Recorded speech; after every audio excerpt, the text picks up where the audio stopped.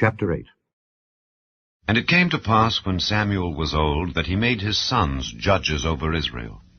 Now the name of his firstborn was Joel, and the name of his second Abiah. They were judges in Beersheba.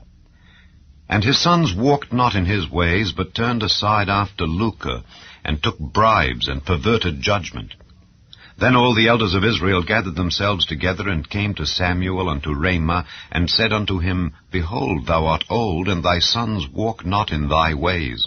Now make us a king to judge us like all the nations. But the thing displeased Samuel when they said, Give us a king to judge us. And Samuel prayed unto the Lord.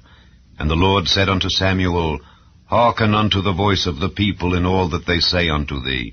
For they have not rejected thee, but they have rejected me, that I should not reign over them. According to all the works which they have done since the day that I brought them up out of Egypt, even unto this day, wherewith they have forsaken me and served other gods, so do they also unto thee. Now therefore hearken unto their voice.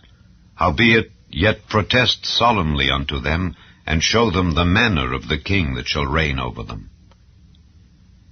And Samuel told all the words of the Lord unto the people that asked of him a king. And he said, This will be the manner of the king that shall reign over you.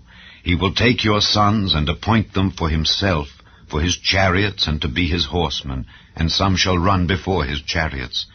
And he will appoint him captains over thousands, and captains over 50s, and will set them to ear his ground, and to reap his harvest, and to make his instruments of war, and instruments of his chariots.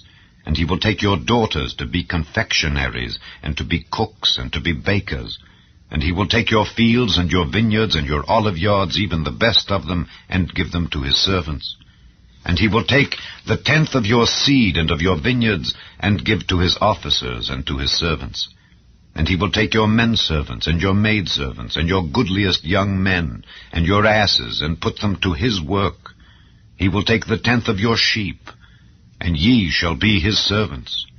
And ye shall cry out in that day, because of your king which ye shall have chosen you. And the Lord will not hear you in that day. Nevertheless the people refused to obey the voice of Samuel, and they said, Nay, but we will have a king over us, that we also may be like all the nations, and that our king may judge us, and go out before us, and fight our battles. And Samuel heard all the words of the people, and he rehearsed them in the ears of the Lord. And the Lord said to Samuel, Hearken unto their voice, and make them a king. And Samuel said unto the men of Israel, Go ye every man unto his city.